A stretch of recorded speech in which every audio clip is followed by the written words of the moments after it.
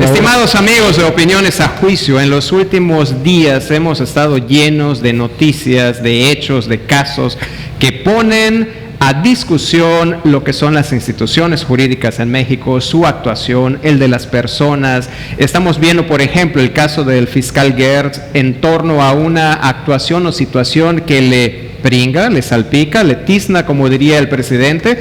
Estamos viendo también el caso del Tren Maya, donde están siendo ejecutadas ahora un grupo de acciones donde se está discutiendo su viabilidad o si la misma debe de seguir o no. Y también estamos viendo, por ejemplo, lo que es el caso de la reforma eléctrica. Quédese con nosotros, tenemos un grupo de temas que le van a encantar el día de hoy. Eso es Opiniones a Juicio. ¿Vamos a votar este 10 de abril o no vamos a votar? ¿Por dónde quieren comenzar, caballeros?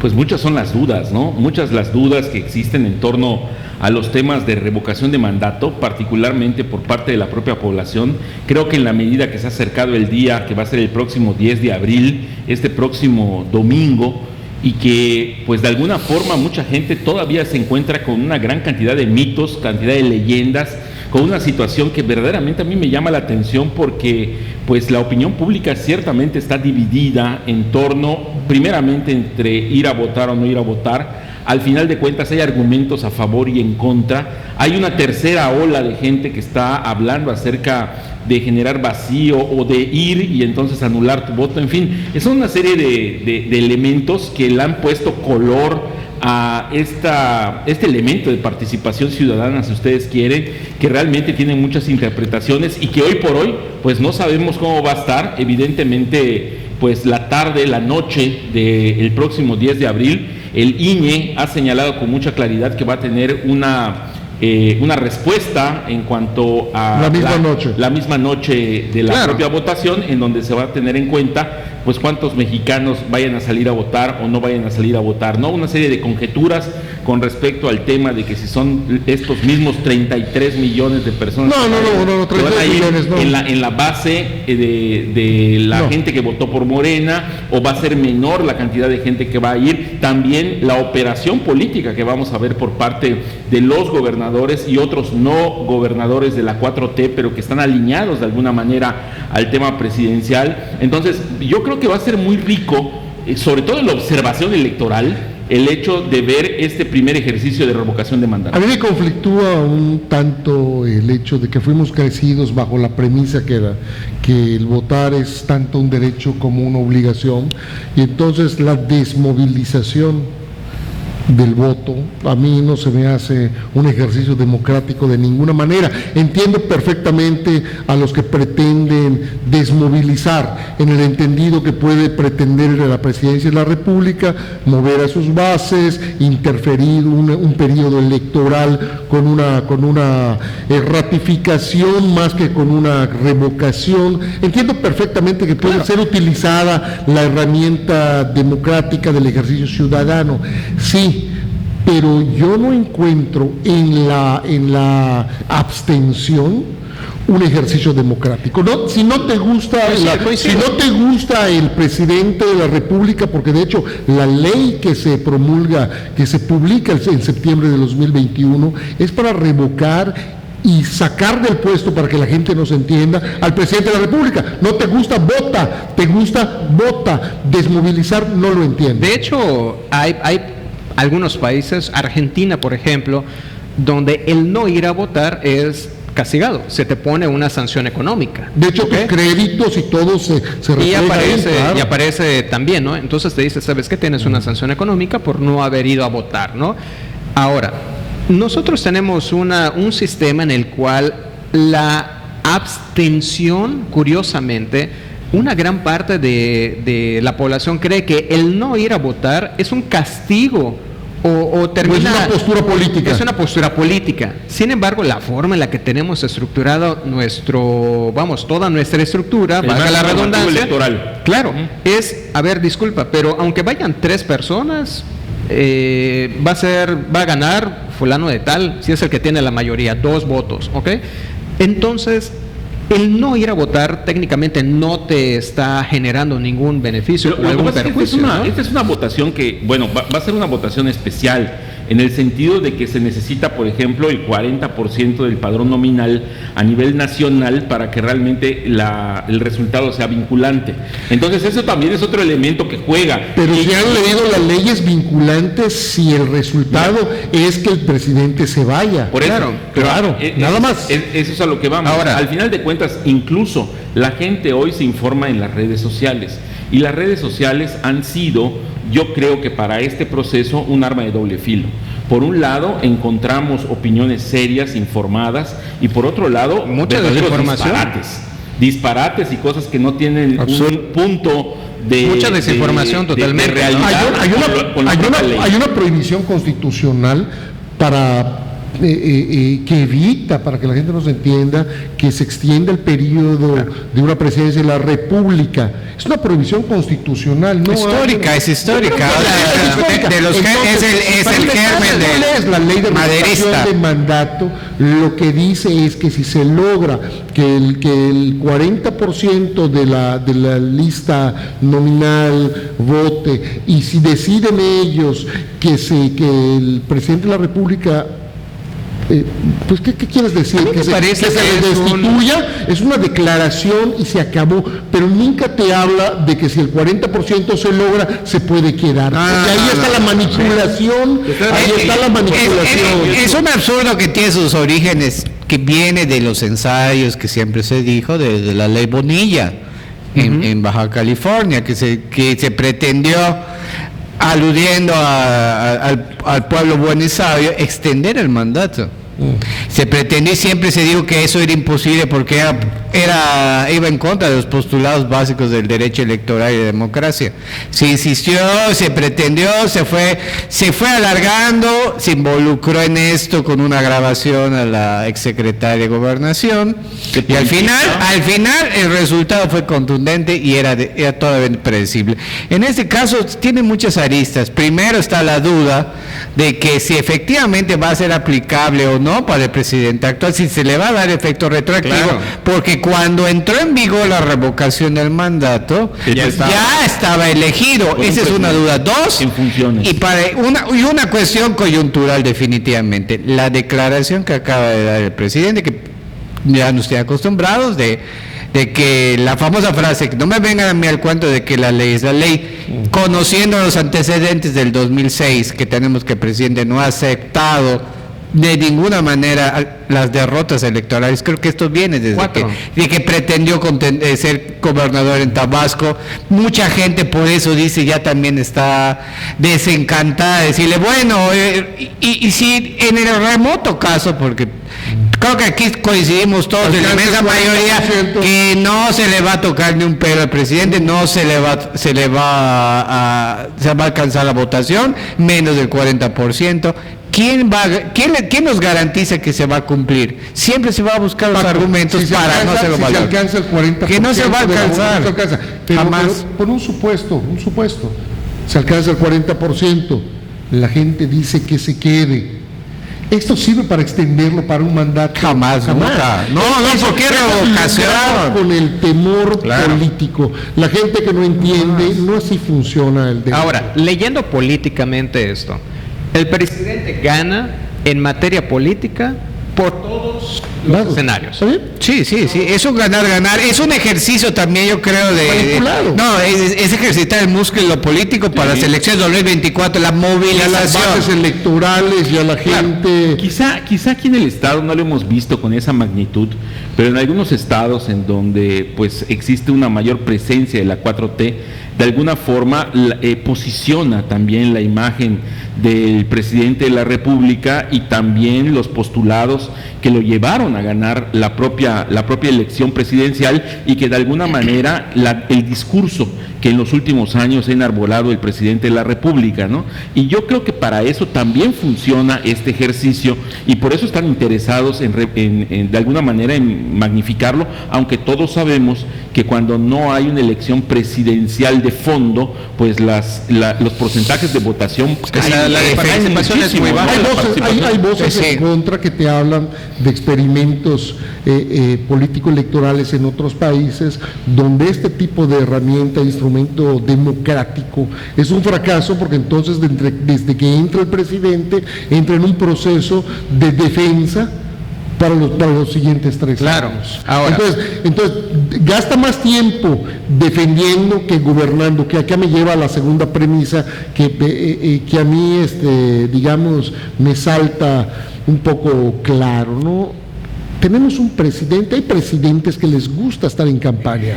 Han habido varios en la historia, presidentes que les gusta estar en campaña y hay presidentes que les gusta gobernar. Presidentes de campaña,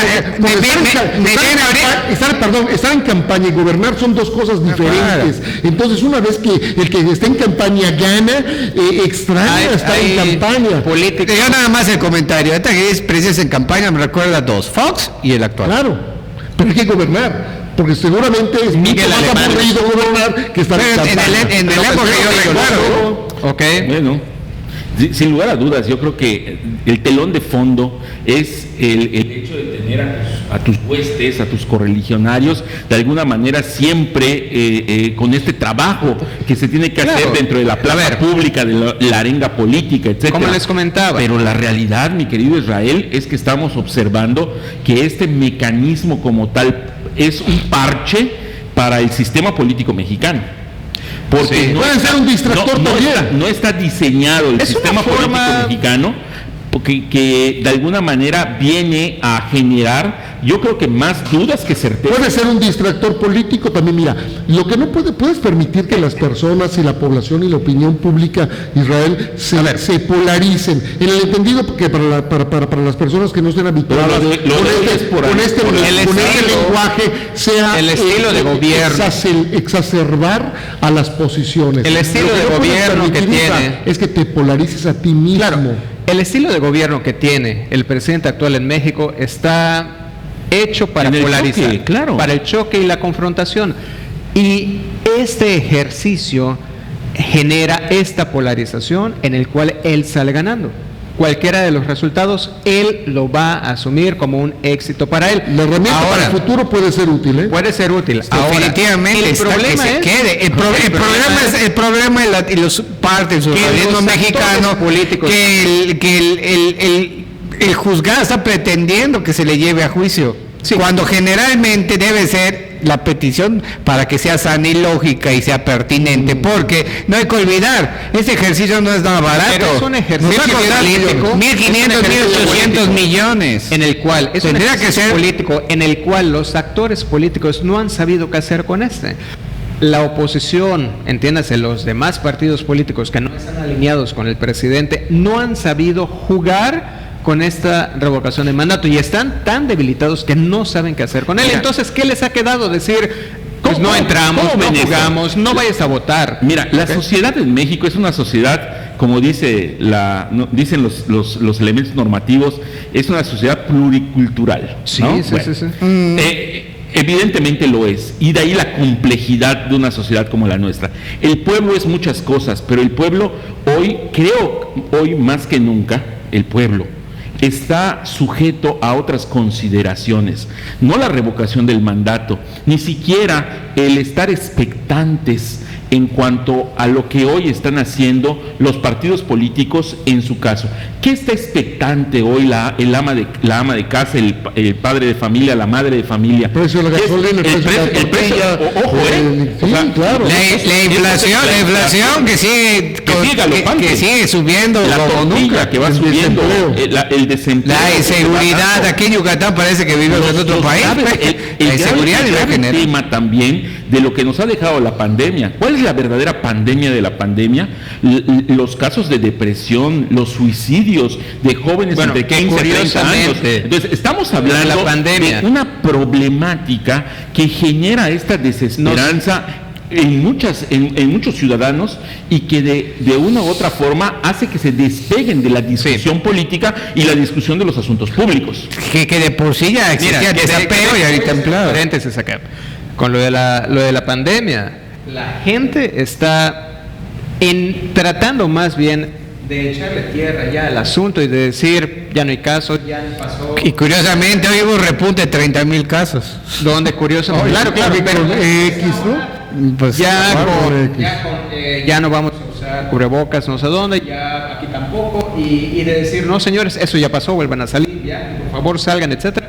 Y que la gente ya se olvide de que tuvimos esa... Vamos a las marchas a favor o en contra de la revocación, mandar su cubrebocas, entonces, empieza otra vez. Una situación ilógica, ¿no? Pero nos va a dar para otro programa. A ver, me parece que... ¿Quiénes son los principales perdedores en esto? Uno, en primer lugar, el INE va a salir... Los gobernados. Me queda claro que los gobernados están dedicándole tiempo a campañas electorales y a polarizaciones que deben dedicarse a gobernar. Pero el tema de fondo de lo que muchos analistas han platicado es el tema del INE. ¿Qué va a pasar con el INE cuando se ha anunciado una reforma en materia electoral y en otros puntos? A la que se espera y se dice yo creo que van ahora a ser electos los consejeros hasta por... Y ahí es que tocas el tema, lo más álgido y el extremo que llegó acá, ahora sí el reflector se le llevó al secretario de Gobernación, cuando hizo su evento totalmente en contra de los lineamientos del propio Tribunal Electoral, y se llevó usando su lenguaje, y se llevó entre las patas a la Guardia Nacional vestida con el uniforme utilizando al comandante de recursos públicos en un evento de ese nivel. Cuando ya se llegó a ese nivel, ya prácticamente podemos pensar que ya prácticamente todo se va a hacer todo lo posible se están perdiendo las formas. Yo creo que hace rato se perdió. Se están perdiendo las formas. Es un sello del sexenio. Y regreso al tema de Ceroles, ¿no? El fondo es forma. Y de alguna y en esta tesitura o con esta tesis que les quiero compartir es precisamente esto lo que está sucediendo. Los ciudadanos lo que están viendo es una descomposición en todo caso de la clase política, y eso genera elementos confunden de alguna manera a la propia toma de decisiones. De los 80 millones, 90 millones de votantes, ¿a cuántos crees que confunde? ¿15 millones? No, yo creo que a muchísimos. No. Yo creo que al final... ¿Tú crees que confunde a los 32 millones que votaron por él?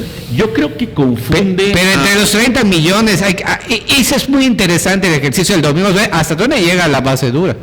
Exactamente, ahí es donde... Porque desde los 30, y yo lo digo acá, yo no tengo ningún empacho de decir... México sabe cuáles son los nichos que... Mucha gente indecisa y dando el beneficio de la duda, fuimos y votamos por AMLO. Pero muchos de esos no van a ir el domingo. Hay una gran presión. Fuimos y votamos, los que vayan a ir. A ver, hay una gran presión. Eso sí me ha quedado constancia por otras comunicaciones. Hay una gran presión sobre los gobernadores afiliados o afines a la 4T para movilizar la mayor cantidad posible de votantes, y de hecho va a haber una especie de competencia interna por ver cuál es el gobernador más fuerte, el que lleve más personas o el que movilice más personas, ¿ok? Sí, porque una llamada te puede decir necesito tanto, ¿no? ¿Ok? Para ver cuál es el estado donde está más fuerte ahora, ¿ok? Llámese Nayarit, que hace poquito ganó la elección. Todos los aspirantes van a hacer su lucha, ¿no? Van a hacer su lucha también. No puedo olvidar ese discurso así ya totalmente, el continuismo de Claudia Sheinbaum en la Ciudad de México. Ah, bueno, pues. Ya, claro. Que no le sale, hasta pobre, no le sale el tono populista, no le sale la inflexión de voz. La mala copia. La arenga pública pues tiene su nivel de especialización, conste, y en la arenga pública sí el presidente ha marcado un hito. Claro, pero ese es el problema. Carlos Salinas de Gortari con su tono y lo marcó, y lo marca con sus pausas. Sí. La Sheinbaum no encuentro que está vendiendo. Forzada, totalmente forzada. Es que no es Claudia Sheinbaum. Y que finalmente vamos a lo mismo.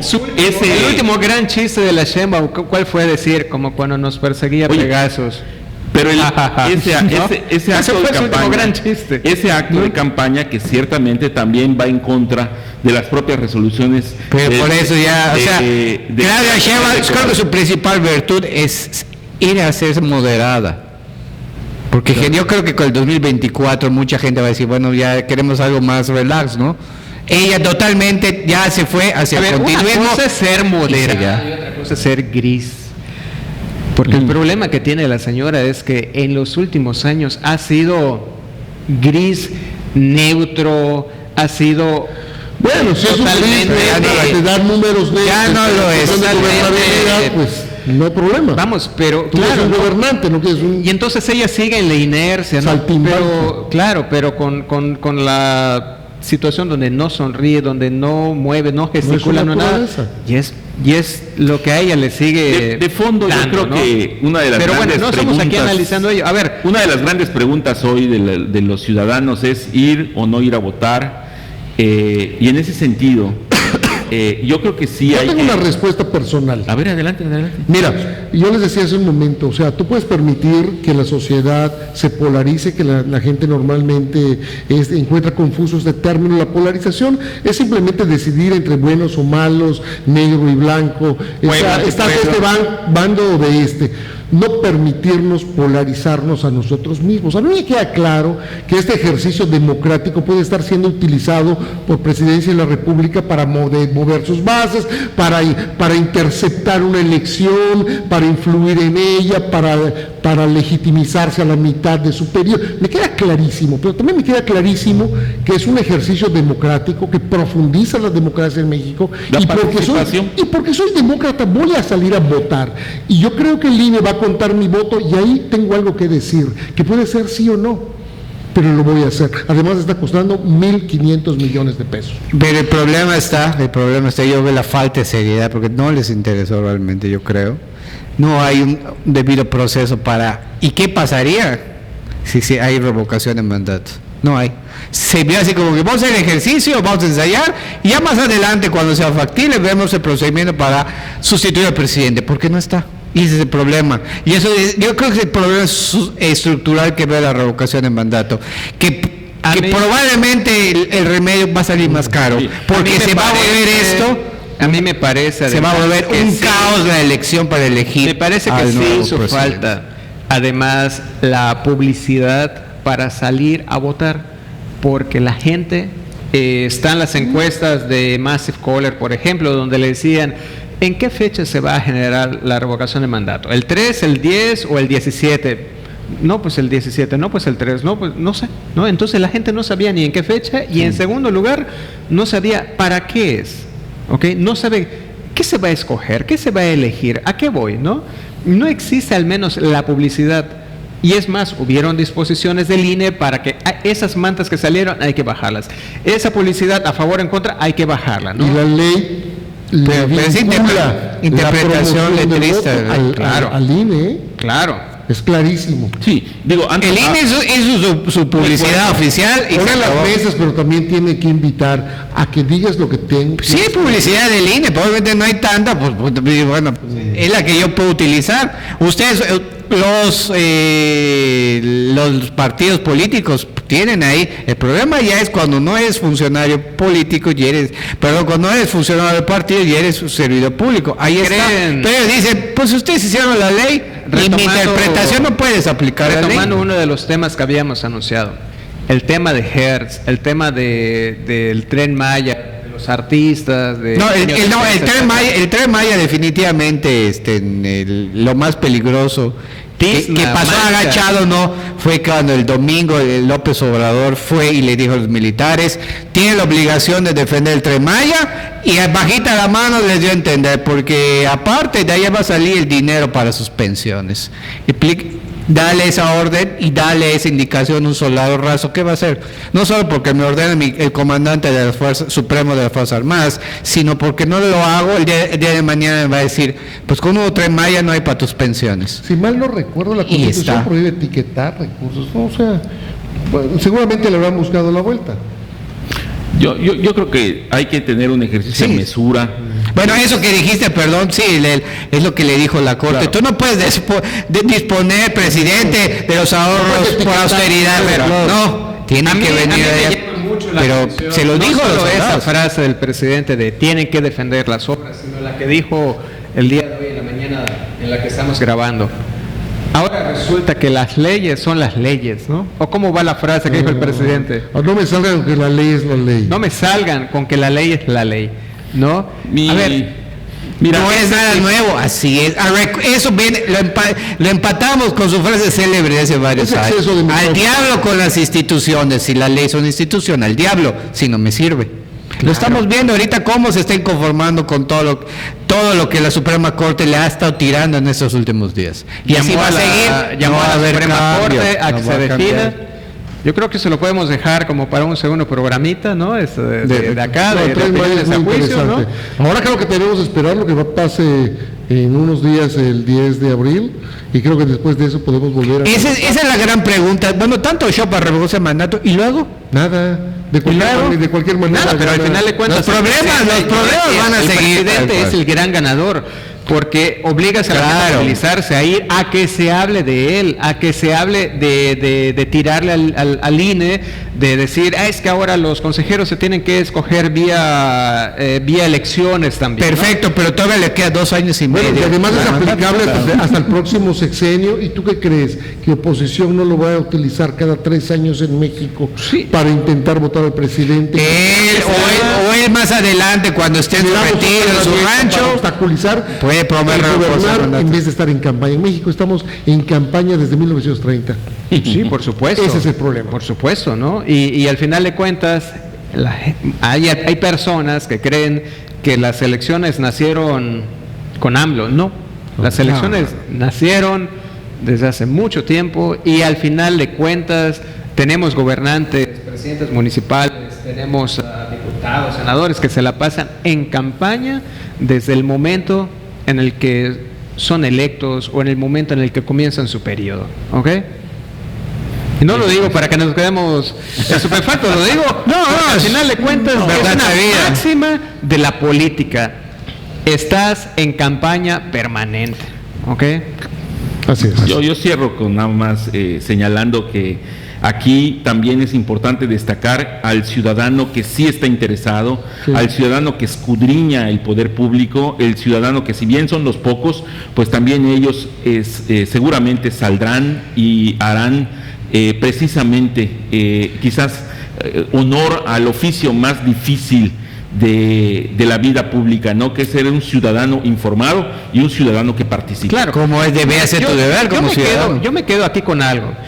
Esas voces disidentes o discordantes que no quieren salir a votar o que piensan que el no votar va a significar algo, ¿ok?